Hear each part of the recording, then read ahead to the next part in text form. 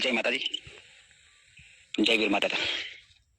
આમને સમક્ષ નાનો એવો ઓડિયો મૂકું છું. બાકી આમંત્રણ આપતો વિડીયો હું આવતીકાલે મૂકવાનો છું.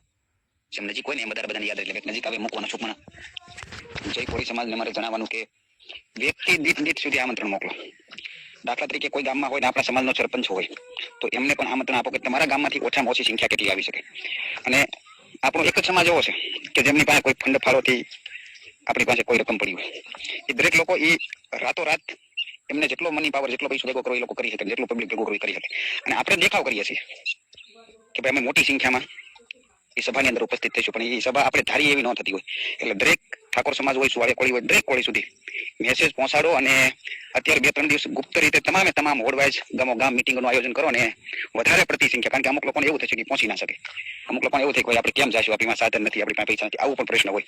એટલે દરેક આગેવાનોને થોડી જવાબદારી આપો. અને આપણા ધારાસભ્ય હોય, તાલુકા સદસ્ય હોય, તાલુકા પ્રમુખ હોય, ભલે ભાજપના હોય કે પછી કોંગ્રેસના હોય કે આપના હોય, એ લોકોને પણ કહો કે તમારથી થોડો સહયોગ અપાય. કારણ કે અંતે છેલ્લે વોટ લેવા માટે તો કોળી પાસે જવાનું છે દરેક વ્યક્તિને. અને મને એક અંતિ આનંદ એ વાતનો થયો છે કે જે વિસ્તારમાં આપણે મિટિંગની જરૂર હતી એ જ વિસ્તારમાં આપણું સભાનું આયોજન થયું છે, બરોબર.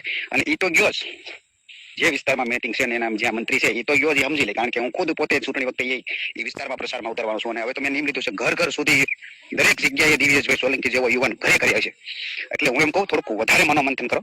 દરેક કોળી સમાજના સરપંચોને પેલા પકડો. એટલે સરપંચો જે જીતેલા છે એ ગામના સહયોગથી જીતેલા છે. એટલે એનું ગામમાં વધારે આખા ગામનું નેટવર્ક હાથીનો પગ ગણી શકાય. એટલે એમના સુધી પહોંચાડો. અને કઈ રીતે જનતા અહીંયા પહોંચશે. અહીંયા પહેલી વાર આવું મહાસભાનું આયોજન થઈ રહ્યું છે તો એક ખૂણો બાકી ન રહેવો જોઈએ કે આ વિસ્તારમાં પબ્લિક ન હોય. કે મોદીના સભામાં દરેક બસું મૂકીને પબ્લિક ભેગું કરી દે, એમ આપણે દરેક ખૂણા સુધીથી આવવાનું થાય. અને એક નોંધ તો સભાવાળા એવી લે કે ભાઈ મીડિયા સમક્ષ કેટલા લોકો પાવરથી બોલ્યા છે, કેટલા લોકો ખુલ્લામાં આવ્યા છે ડર રાખ્યા વગર. જો ભાઈ સમાજના આગેવાન બનવું ને એ બહુ હેલી વાત નથી. કારણ કે એના ઉપર નિશાન ટકાતું હોય છે, એને લોકોને દુશ્મની વરવી પડતી હોય છે.